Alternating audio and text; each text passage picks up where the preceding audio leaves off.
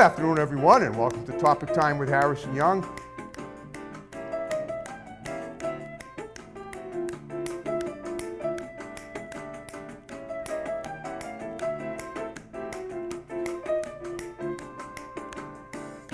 That's it? That's it. Good afternoon, everyone, and welcome to Topic Time with Harrison Young. We are now midway through the month of December. I have an amazing guest tonight. He and I go way back. This is John Merian. We actually grew up together. We actually made our TV debut together almost 56 years ago on Wednesday, January 25th of 1967, live on the Bozo show at Morrissey Boulevard in Boston. It was then Channel 5. And we're going to talk all about that, and we're going to talk about some of the historical events in Brockton and the people that made it happen. But before I do that, I've got to read these incredible underwriters, and then we will commence per usual. So, I want to thank Auto Country, king of the used car in Abington, #1 in the dealer raters for Massachusetts for 2021. Been with me since the beginning, great customer service. And we got Merian Brothers Tuck Shop, and the chief cook and bottle washer for that is right here, and his brother Paul run that shop brilliantly in Brockton. So thank you, John, for coming in. Of course, we got Lynch's Towing Auto Cycle and Truck Center in Brockton. One number for towing, one number for projects. Always looking for new scrap metal, tires, anything to do with transportation. My pal Lynchy over there in Brockton can handle. I want to pass along some condolences to Eli's Auto Repair, his daughter Aliana. Eli passed away within the last 5 weeks, I believe, but she still underwrote my show. We're going to keep it going. Thanks, Aliana. We won't let you down. We'll keep it going, and we'll make it great for you. We got John's Greenhouses and Florist Shop in Brockton. We got a new one, Armor Sports in Taunton. Yeah, Eli's Auto Repair is also in Taunton. We got Auto Town Auto Glass and Auto Body in Abington. We got One Good Credit in Brockton. We got Fadeologist One-on-One Barber Shop in Brockton. We got the law offices of Cahalan and Stefani, PC in Brockton, specializing in personal injury and workman's comp law. We got the Gunrunner LLC in Middleborough, the Second Amendment Freedom Store. We got Easton Fitness right here in the Village Shops in Northeastern. We got Doggy Boutique, all breed professional grooming for dogs and cats, run by my great next door neighbor, Debbie Siddell in Brockton. We got RW Carpet and Flooring in Norton, covering floors for 50 years. We got Grant's Rental in Bridgewater, and we have Joe's Diner in Taunton, and I also want to thank them. Thank you guys very much. And now, John Merian, unbelievable. You and I grew up together. We went to the Ellis School, and here you are with me on my TV show. Well, I think it's an honor to be here. Number one, you got a great list of underwriters. That's amazing in itself. The other thing is I've been hearing a lot about Topic Time. I mean, this is quite a show. I mean, there's a lot of people that know about it, a lot of people that listen in. You know, one thing I was going to ask you, though, you kind of alluded to it when we were, out there. Do you actually have clips of that Bozo show back in 19? No, I don't have clips of it. I thought. I don't have, no, because... guys, I thought we were going to see some clips of... we haven't really changed. What's that? We haven't really changed. We haven't changed at all. No. What we'll talk about is, though, the fact that you weren't really, coherent about how we got into Bozo. We got on Bozo because we were members of the YMHA back then, and so they allowed us to, as a privilege for the kids. And I tell you, it was like the funnest time I ever had since we all the years we went to the Y, to go on field trips, and that was the best one ever. That was a great one. That was a great. No, that was a great show. Yep. It lasted, I don't know, almost 40 years in syndication, but the one in Boston was unbelievable. Yep, Frank Avarouche played. Avarouche, yep, right. That was incredible. Very renowned Boston celebrity on TV. Right. And Channel 5. He passed away, but he was a class act, and he always did a great job hosting those movies. Oh yeah, made it so much fun. Going in there and. Everybody wanted to be Butch of the Day. Yeah. I mean, that was huge. You became Butch of the Day, you were somebody. That's right. I didn't become Butch, and I was pretty, I was obscure. I was sitting there trying to wave, and the lady next to me said, don't wave, because they told us not to, so naturally I did it anyway. But fortunately, the camera wasn't on me when I did it. Yeah. It's not like when you're in a sporting event and you go, hi, Mom. Right. But we had some good, we had an interesting, we had some interesting times growing up, too. I mean, I just want to tell you, I believe, in my opinion, we were both students at the Ellis School, and I always think about Ellis. Greatest elementary school that Brockton had. Well, not only the greatest, but it was so archaic. It was so antiquitous in the modern 20th century. It was one of your most old-fashioned type of schools, mostly female old teachers. Sometimes had by more than one generation of students. My mother and brother had Mrs. Merian 27 years apart, which is incredible. Right. Built in 1896. It was an old barnyard they used to call it the barnyard on Belair Street. It was an old gray building, all wood. No cafeteria, no hot lunches, no gym, no library until they converted that little closet in the basement into one. And my mother had a little time on her hands. We were in second grade, so she worked as a librarian. Well, she came in and volunteered as a librarian. I didn't actually do. I was sort of an outcast myself. I get picked on a lot. I was heavy. I've turned my life around. I'm in pretty good shape now. I remember we go out for recess. The kids would bring the kickballs out. They wouldn't let me play because I was too fat or whatever. I'm going to refer to one afternoon because it was like the funnest time I ever had at Ellis, and you were part of it. It was Friday, April 17th, 1970. We were in the 5th grade. I was 10 and a half. You were already 11 because your birthday's several months before mine. So we had you remember Mr. Stevens. He was one of the coolest teachers. 5th grade teacher. Absolutely. Great. My 5th grade teacher. Right. Some of the teachers are really cool. Mrs. Lamont, I always thought Mrs. Levine was pretty awesome. By the way, Sue Bloomstein was she was our student teacher. She was our student teacher. From September 17th. Looked like she came in right out of laughing. She with did. With those go-go boots and right? The short mini skirt. It was 1969, yeah. so that was she was a fan of Ruth Buzzy, I guess. But on the afternoon of Who wasn't? I know. She's still around. On the afternoon of Friday, April 17th, 1970, we were, they couldn't exclude me from phys ed. So we had a baseball game on that northeast corner of the Ellis playground, which was totally sanded out that time. So it was sandlot. And it was boys on Mrs. Regan's team against the boys on Mr. Stevens' team. You and I were in Mrs. Regan's room in the 5th grade. Well, Hugh Killeran and Kevin Doherty were on base, and I got up and they said, Harrison, just hit that ball and run as fast as you can. Well, I lined a sweet double into the left field gap. You hit it. Cleared the bases. I was the MVP. We won the game 7-4. And for the next hour before we left for April vacation, everyone was praising me like I was a god. It was incredible. I mean, it was like, I remember you got us home. I got us to win. I know. That's right. But then we came back to school on Monday, April 27th. After the April vacation, it's like that thing had never happened. But I always relived that day in my mind because it was one of the funnest times at Ellis, if not the funnest. Ellis was fun. I mean, there's a lot of things about Ellis that come to mind, but look, nowadays, if you had to eat at your desk for recess, that wouldn't work out too well. If you had to eat at your desk for lunch, right? And that's what we had to do. Paul, we didn't have a cafeteria. I remember when they built the Hancock School, that was like, ooh, that was like the greatest school in the world. They had a cafeteria and a gym. And lockers. We didn't have lockers at Ellis either. Right. So, there's a lot of great memories there. I remember having Mrs. Lamont in 4th grade. We had it too. You were in my class. Do you remember watching the 67 World Series? That was Miss Nyland's in the 3rd grade.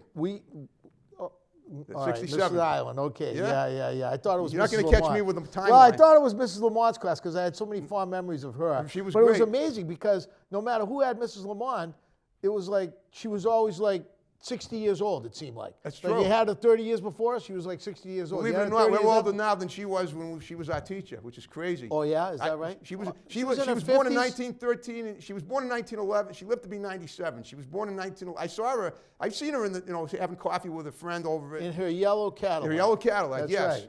right. And so what that meant was when she was our teacher, she was like late 50s. So now we're in our almost mid 60s now, and I can't believe that. I feel great though. Oh yeah, you look great. Yeah, you do too. I can't believe we made it this far. Well, but it's good living. What I wanted to bring up about Ellis is that I hope at some point that whoever's running the Brockton Historical Society converts it into a shrine. I mean, canonizes it as a historical landmark. It really should be. Just like the Red. It's an apartment building. It's now. apartments now. I know that. I'm just hoping that at some point that the people that maintain that apartment, and they've done a great job. The buildings never look better. They painted it yellow. That's Christian Alfonso. Oh, really? Well, she owned it. I think Did she sold it. No way. Yeah. Christian Alfonso? She owned it, and she actually was the one that made it into apartments, but I think she's since sold it, yeah. Wow. Huh. Right.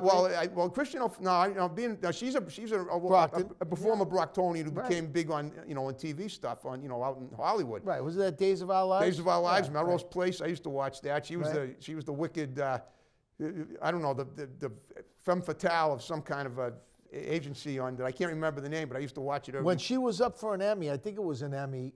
She had called me so that I could suit up her father for a tuxedo to go out. You know her? I didn't even. Boy, I'd love to get her on the show. That would be incredible. She doesn't live around here anymore, I don't think. But no, she doesn't. But we can do Zoom. We go everywhere on Zoom, John. We're gonna see what we can do. Okay. Well, listen. We'll see. I just wanted to, Christian, if you're watching out there, here's your invitation. Right here, Christian. You're one of our faves. But let's talk about now. I want to talk about. We talked about Ellis Brett. We talked about some of the old times. Let's talk about your deal with with this. You're working with the Brockton parades every year, and I know you were the president of the Brockton Downtown Businessmen's Association for a long time. And I know you were a proud Brocktonian, as am I. We is the City of Champions.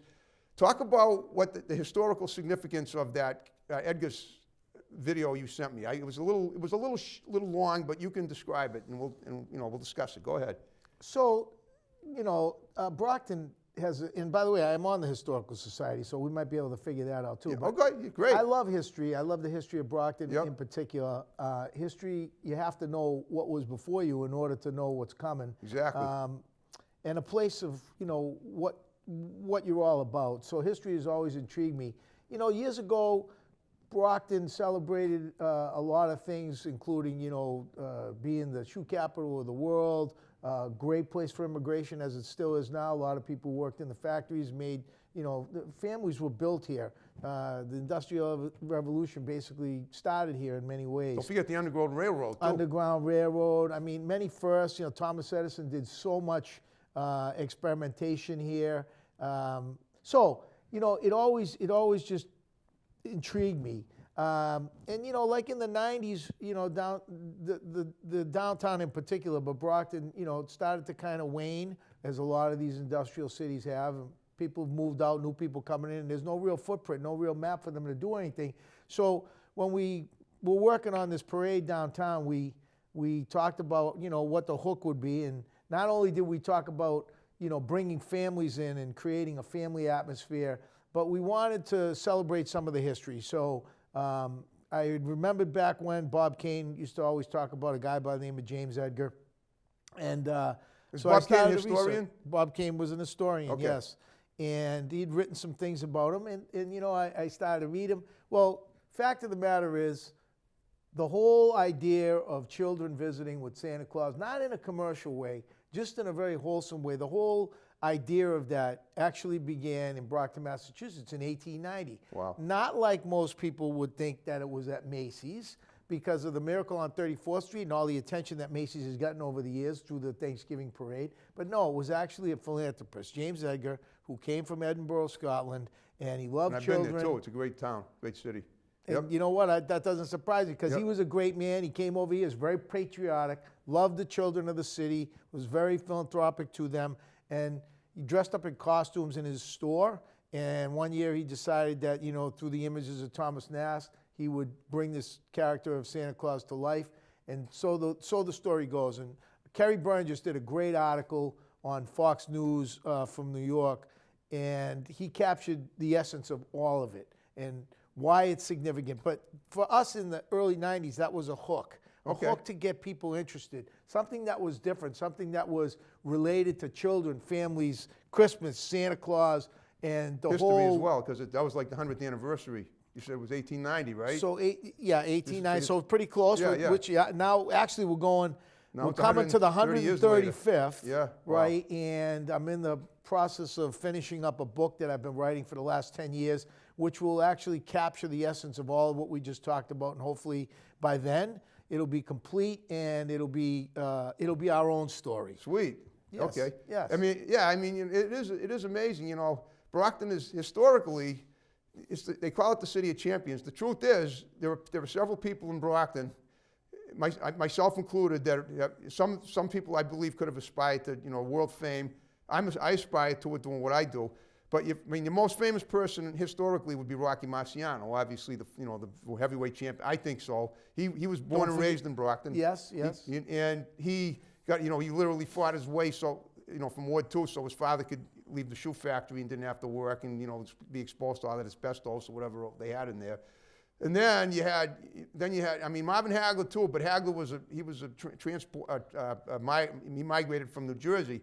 But then you had people like Stanley Bowman, the greatest photographer ever. He could have worked for any enterprise photographer, Brockton Enterprise. He could have worked for any news magazine in the world if he wanted to. Many people don't understand the treasure of having a newspaper that really documented everything from the early 1800s, and then having Stanley for the better part of, 80 years, taking pictures of, whether they were presidents or, whether it was Rocky coming back or whether it was Marvin coming back after they had won the championship. I mean, the documentation, to go to the Historical Society, go into one of the rooms, and to look at actual Enterprise articles back to 1849. That's North Pearl Street in Brockton, right near the Stoughton line. That's correct. And right now, Kenny Galligan is the president of it. We just had a meeting the other night.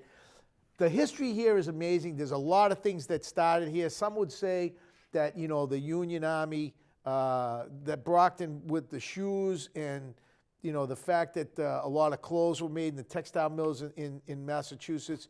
Some say that that's the reason why the Union Army was successful in defeating the Confederates, because of the way that they were outfitted. And, Wow. arguably, based upon the boots and the shoes that were made in the George Keefe building and some of the other ones, arguably they had better uniforms. Better Those were shoes. made. Those were all in Brockton, right? All in Brockton. Of course, in those days, it was known as North Bridgewater. Right. Yes. I think we were chartered like in 1876. 1881 was when Brockton was incorporated as a city. You should be on the Historical Society. Oh, So I think, that I'm very proud Yeah. of bringing some of these stories, but most importantly, the one of Edgar. Right. Because I think it's real in the sense that, we're not talking about religion and we're not talking about any type of commercialism. What we're talking about is a genuine man that genuinely loved the youth of the city that he decided to reside in and, become a citizen and, teach them the values of what it is to be an American citizen, and also, teach them the good in what all this is about Christmas. And I think that that's a genuine enough story for people worldwide to embrace. And in fact, I had people over in Mullingar, Ireland. We had done a simulcast, if you will, back in I think it was 2010 to break the world record of the most Santa hats ever worn with Mullingar Island and with Australia. Wow. We kind of had a history lesson with. Where is Mullingar Island? Mullingar Island is, I think it's, you name me a couple places in it's not near. It's not in the, is it the United States? No, Mullingar, Ireland. Oh, Iowa? Ireland. Oh, Ireland. I'm sorry. Yes, Forgive Ireland. me for in not Ireland. hearing that. So, Okay. and it's a population of like 10,000. Yeah, But yeah. I Okay. had connected with a gentleman out there, Marty Mulligan. Okay. And then a woman out in Australia, Bernadette Dimitrov, Okay. was Mrs. Claus in Australia, all because of this James Edgar story, which they embraced. And as a result, we had 3 continents, that were communicating on one day at one time based upon the story of this man. Yeah, yeah. And I'm proud of that because, children were involved, lessons were taught. Yeah. Children learned about other, cultures, other languages, all because of this guy, and all because of what he did with this character of Saint Nick. Right. And he's in the Santa Claus Hall of Fame. Yep. As a charter member. I've never even heard of that, but I should think there should be when one. when I obviously. talk about this, I say, and who was to know that there's a Santa Claus Hall of Fame? But Santa Claus Hall, go to it. James Edgar's one of 10 charter members in 2010 when they started it. I'm actually on the board of that. Sweet. So, all proud, all things that give Brockton pride and a sense of place, and things that the young people can actually take hold of, take ownership of, feel good about, and feel good about where they live. Yeah. Yes. I'm happy yes. where I live. I'm still in Brockton. You got too, aren't you? I'm still in Brockton. Still in My Brockton. store's still in Brockton. Yep. And we're continuing the story, as I said. And hey, look, Fox, like I said, Fox News New York picked it up. And thanks to, Mayor Sullivan and, the outreach that's happening right now Yeah. with regard to the positive things that are happening in the community Okay. are resulting Yeah. based upon these things that are intertwined, Right. and are continually being told and embraced. Yes. Yes. Okay, I know, this is awesome. I mean, so we're doing the show in Easton. Nevertheless, I mean, Brockton could pick it up if they wanted to because we're really, we're covering a lot of stuff. So I'm thinking there were other people, you remember Christos, right? Obviously. Obviously. Chris Saganas could have owned restaurants in Paris, in Athens, with his restauranting skills, but he chose to, keep it in Brockton.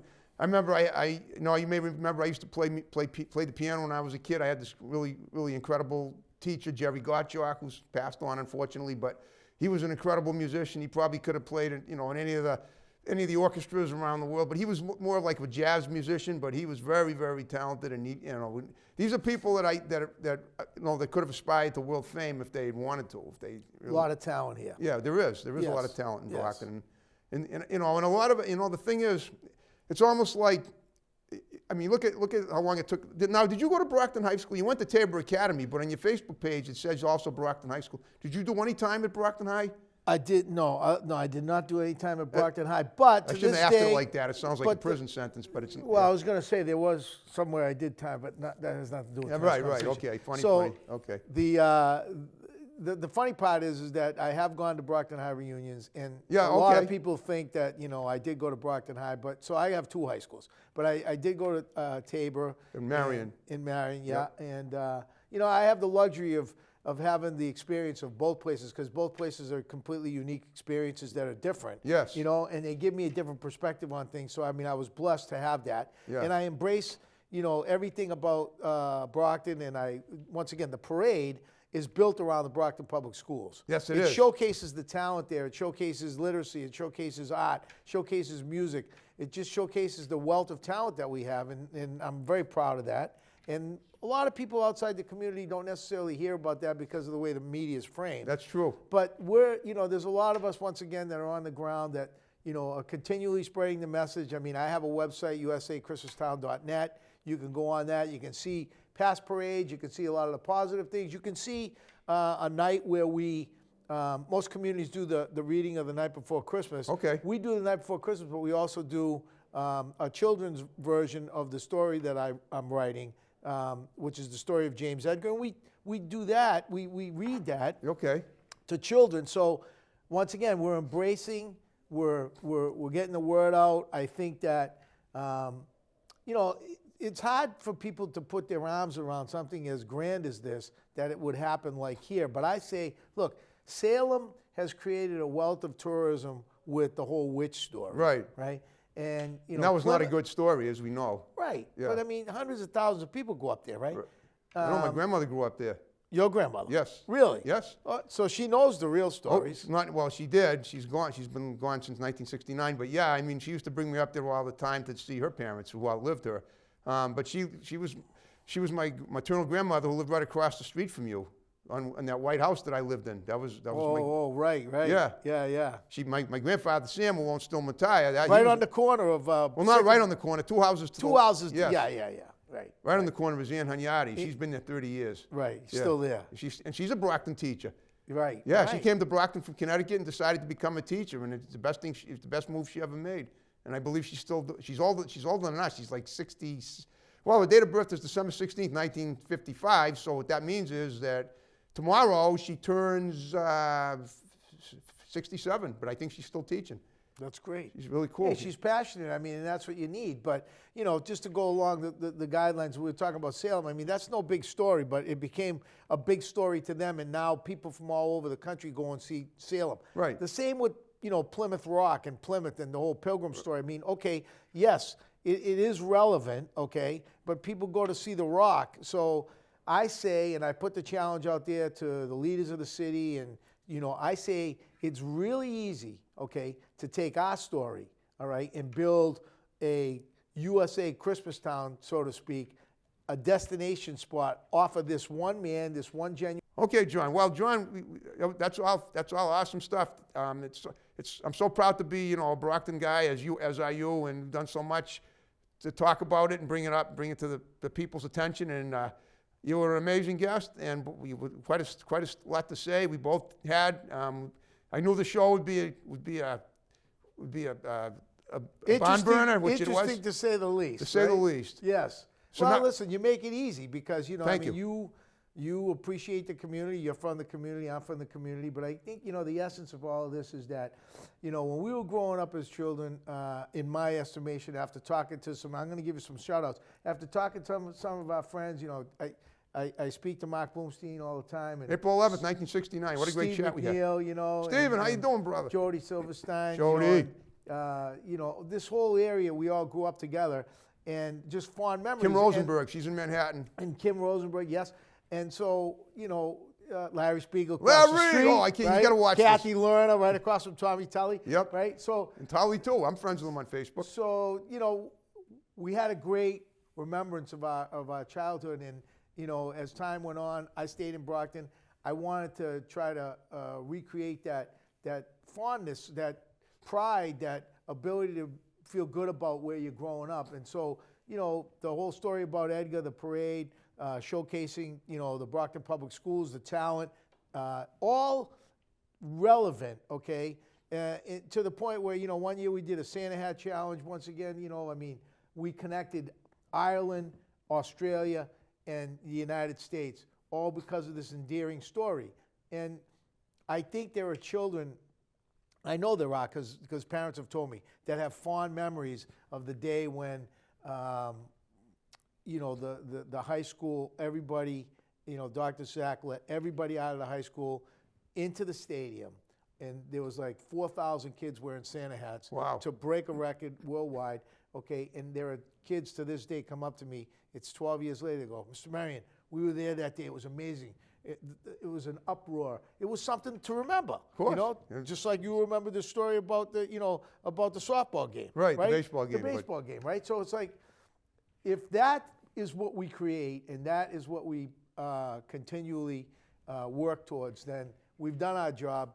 They feel good about, you know, where they grew up at the time when they were younger, like we did. Like we did. Yes, and I think it's a revolving kind of story. Cycle. Yeah, Yes. absolutely. Yep. Well, John, we're down to the final 5 minutes. You did a great job. I hope you had fun. I had a blast, and I want, you know, and I just like to say, Harrison, you know, your show is, you know, worldwide. The story of Edgar is on usachristmastown.net. I do have a podcast on Tuxedos by Merian on YouTube, which we're going to talk more about, you know, the Edgar story. But right now, you know, we talk about clothing, Right. tuxedos, suits, and we've fitted up We all the needed one best of them. sometime. I've had it. I've needed it. We My fit- brother got listen, married. Yep. Marvin Hagler was, you know, not only a friend of mine, but I made, you know, You a made lot him of look his great. You made clothes. him look beautiful. So you sure did. we got a lot of pride in that. And hey, listen, it's been a blast. Yeah, John, thanks so much. Did a great job, and I want you to have a great holiday. You as well. Okay. Whether it's Hanukkah or Christmas or Festivus Feliz for the rest of Navidad us. or Festivus for the rest of us, right? Yeah. All right, folks, we had another epic episode of Topic Time. See you next week. Have a good one. Bye-bye. We're turning out. We're signing off. Please don't bang the table.